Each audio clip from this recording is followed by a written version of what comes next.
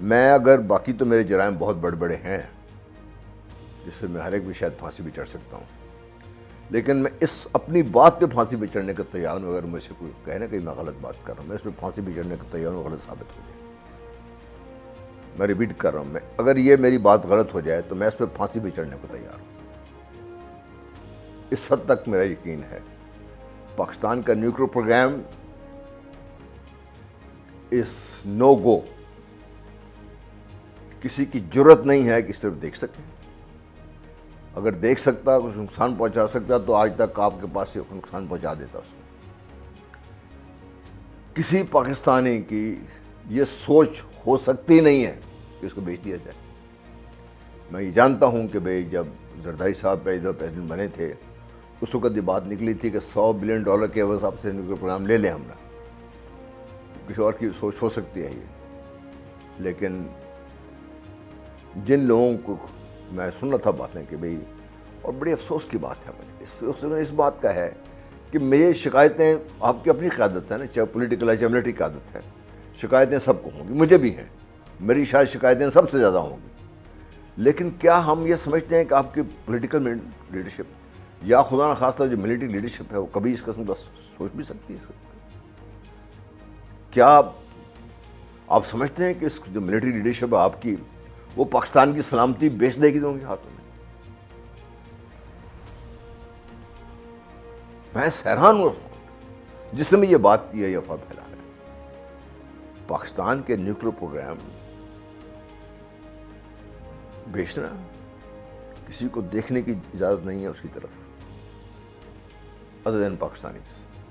اور یہ پروگرام میرا نہیں ہے، آپ کا نہیں ہے. یہ پاکستان ملٹری کا پروگرام نہیں ہے، پاکستان آرمی کا پروگرام نہیں ہے. صرف یہ پاکستان کا، پاکستان کے عوام کا پروگرام ہے. یہ ایک پاکستانی کا پروگرام ہے سر. ایک پاکستانی کا پروگرام. اور میں آپ کو یہ بتا دوں، آج اس کو یہاں تک پہنچانے میں لوگوں نے اپنی جانوں کی قربانی دی ہے، اور جان سے بڑھ کر بھی کوئی چیز ہو سکتی ہے نا، لوگوں نے اس کی قربانی بھی دی ہے. اس کے لیے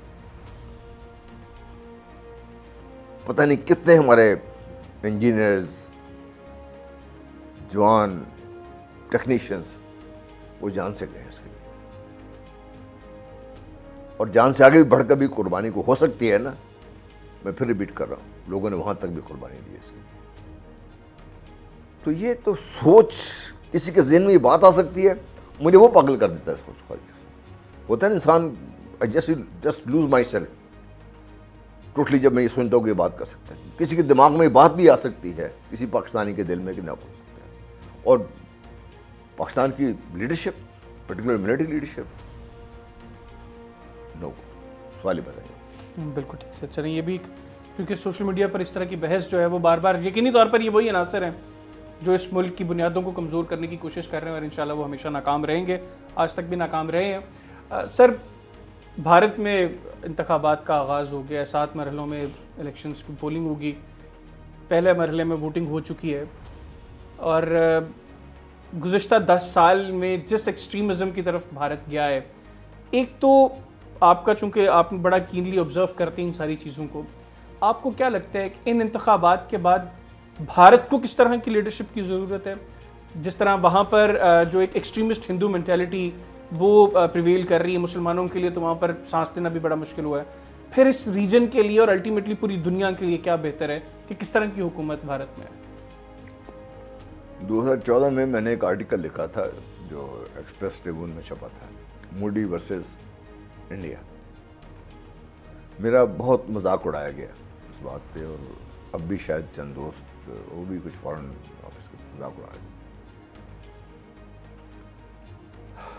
میرا جو ایسنس اس وقت سوچ یہ تھی، میں ہو سکتا ہے بہت سبجیکٹو، ہو سکتا ہے میں غلط ہوں، لیکن روز بروز ہر گزرتے دن کے ساتھ میری وہ جو سوچ ہے وہ پختہ ہوتی جا رہی ہے اس میں. ٹھیک ہے، ہو سکتا ہے کہ میں اتنا کم عقل ہوں کو میری بات سمجھ نہیں آ رہی، لیکن دیکھیے بھارت اب ایک ٹوٹل انڈیا میں، انڈیا نہیں کہتے، انڈیا بن چکا ہوا ہے.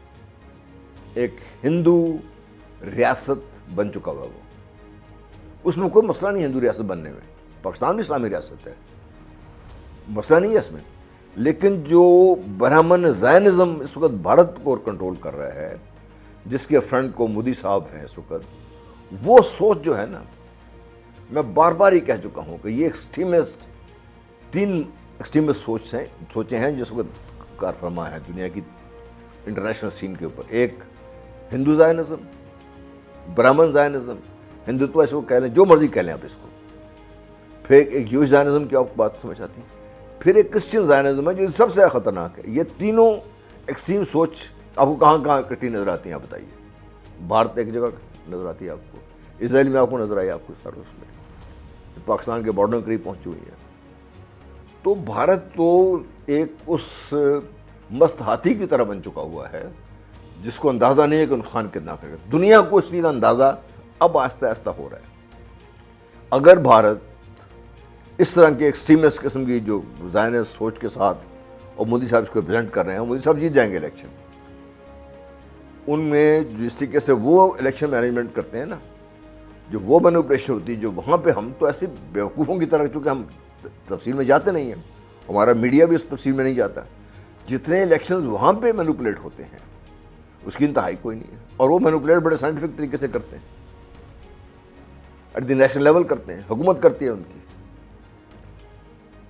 وہ تفصیل پھر کس وقت مودی صاحب جیتیں گے. مودی صاحب شاید سین پہ نہ رہیں، ان کے شاید نیکسٹ اسٹیج جو ہے وہ اس وقت جو ان کے فارن سیکٹر منسٹر بنے ہوئے ہیں وہ شاید نیکسٹ ان کے ہوں گے، یا جو یو پی کے جو ہیں وہ ہوں گے، آئدر آف دیم. تو یہ ریپرزینٹ کر رہے ہیں اور سوچ کے اس میں بات کر رہا ہوں. تو یہ نقصان پاکستان کے لیے انتہائی نقصان دہ ہے. یہ کشمیر میں پرٹیکولرلی بہت نقصان دہ ہے. مسلم دنیا کے لیے بہت نقصان دہ ہے. مسلم دنیا اس وقت شاید یہ سمجھ رہی ہے کہ بارہ سات تعلقات ہوں گے تجارت بڑی بہتر ہوگی، تو تجارتی طور پر شاید فائدہ ہو جائے ان کو، لیکن ان دی لانگ رن بہت نقصان ہوگا. لیکن سر ابھی پاکستان میں بھی ایک بحث شروع ہوگی. ایون فارن منسٹر صاحب نے بھی انگلینڈ میں اس طرح کی ایک اسٹیٹمنٹ دی ہے. میں ایگزیکٹلی تو وہ اسٹیٹمنٹ کوٹ نہیں کر سکتا، لیکن انڈیا کے ساتھ ٹریڈ کے حوالے سے انہوں نے بھی گفتگو کی ہے. اور یار مجھے اب تک یہ سمجھ نہیں آئی. جی سر، ہمارا دماغ خراب ہے، ہم اس بات نہیں سمجھ رہے. ہم انڈیا کے ساتھ کیا ٹریڈ کریں گے آپ بتائیے. انڈیا کو کیا بیچیں گے آپ؟ آلو بیچیں گے وہ بھی آپ سے نہیں خریدیں گے. پیاز بیچیں گے وہ بھی نہیں بیچ سکتے آپ کو. ادر دین دی را مٹیریل جو سیمنٹ کا ہے یا نمک ہے، آپ کیا انڈیا کو بیچ سکتے ہیں؟ مجھے بتائے سے ہم ایک چیز بتا دیں کیا بیچ سکتے ہیں آپ. یہ بحث میں سنتا رہتا ہوں ہر طرف سے. آپ ان کو بیچ کیا سکتے ہیں؟ انڈیا آپ کی مارکیٹ فلڈ کر دے گا. لاسٹ ٹائم جو آپ کا ٹریڈ کھولا تھا تو آپ کے جو ملک میں جو رکشے بنانے والے تھے یہ جاب لیس ہو گئے تھے. انہوں نے اپنے رکشے انہوں نے بیٹھ کے، ان کے جو بڑے بڑے بزنس مین ہیں، انہوں نے مودی صاحب کو کہا تھا کہ آپ ایک دفعہ ٹریڈ کھلوا دیں ہمارا، پاکستان کا بیڑا غرق کرنا ہمارا کام ہے. کپڑا ان کا سستا ملے گا آپ کو، راشن ان کا سستا ملے گا، ان کو گاڑیاں ان کی سستے ملیں گی، بہتر ملیں گی آپ کو. اب مجھے بتائیے اسے کیا چیز ٹریڈ کریں گے ساتھ؟ ایسے ہم شروع ہو جاتے ہیں بات. ٹریڈ ہونا چاہیے. میں یہ نہیں کہہ رہا کہ نہیں ہونا چاہیے، لیکن آپ پہلے یہ بتائیے کہ ملے گا کیا آپ کو ان سے؟ آپ دیں گے کیا ان سے؟ بیچیں گے کیا ان سے؟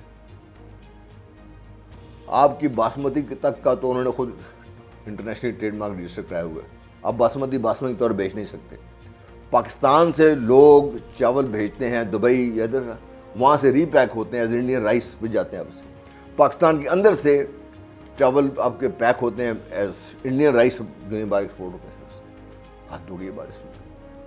مجھے تو آج تک یہ بات سمجھ ہی نہیں آئی کہ ہم انڈیا سے کیا لیں گے.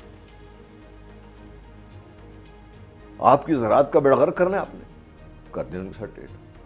آپ نے جو تھوڑے بہت انڈسٹری اس کا بیڑا غرق کرنا ہے، کر دیں ٹریڈ ان کے ساتھ. اور بھائی وہ بجلی ان کی سستی، لیبر ان کی سستی، ٹریڈ کریں، لیکن پہلے یہ سوچ لیں کہ آپ کس قیمت پہ ٹریڈ کر رہے ہیں. بالکل ٹھیک. آخر میں سر مختصراً، اب اگر مودی صاحب جس طرح آپ کہہ رہے ہیں کہ مودی ایک مرتبہ پھر اقتدار میں آ رہے ہیں، اگلے 5 سال اس ریجن کے کیسے ہوں گے، بھارت کے کیسے ہوں گے؟ Pakistan should be ready for a war with India. After elections. کل میں ان کا آرٹیکل پڑھ رہا تھا کہ انہوں نے اسرائیل سے لیٹسٹ میسائل خریدے ہیں جو اسپیسیفکلی پاکستان کے نیوکلیر پروگرام کو تباہ کرنے کے لیے ہیں. اور اس نے چین کی طرف تو پنگا نہیں لے سکتا نا. امریکہ کے نیوکلیر پروگرام تو تباہ نہیں کرنا اس نے، اسرائیل کا تو تباہ نہیں کرنا اس نے، برطانیہ کا تباہ نہیں کرنا، فرانس کا تباہ نہیں کرنا اس نے.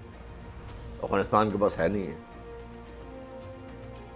یا وہ ایران پہ جائے گا یا پاکستان پہ آئے گا. ایران کے ساتھ سے کوئی پنگا وہ لے گا نہیں. تو اب we should be actually ready for a war with India. کس ایکسٹینٹ پہ؟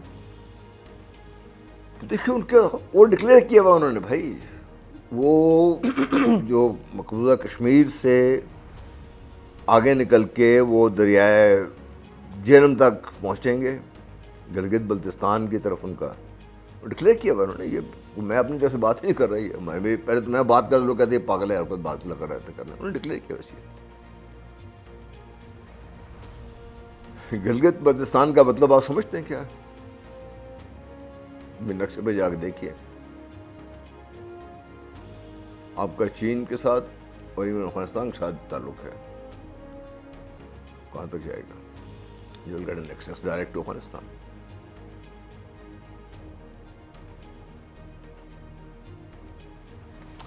اور اگر آپ کو اور زیادہ, کیونکہ عام طور پہ جغرافیہ ہم دیکھتے نہیں ہیں, خاص طور پہ جو ہمارے میڈیا میں جو لوگ ہوتا ہے, دریائے جہلم تک اگر پہنچ جاتا ہے, جس کو چاہیں گے اسلام آباد کو اسٹرائک کر سکتے ہیں وہ ٹھیلی سے. اس کا مطلب ہے کہ آنے والے چند سال اب اس ریجن میں میرا اپنا خیال ہی ہے, اور مجھے تمام جو انڈیکیٹرز جو کم از کم میں دیکھتا ہوں اس طرف واحد ہیں. آپ ٹریڈ کر لیں کرنا ساتھیوں کے ساتھ, it won't make any difference, it just won't make any difference. بالکل. تھینک یو ویری مچ سر, آپ نے پروگرام کے لیے وقت نکالا.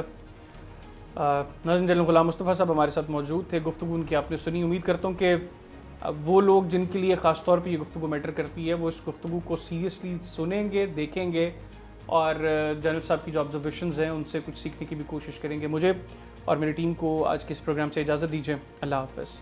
پاکستان زندہ باد.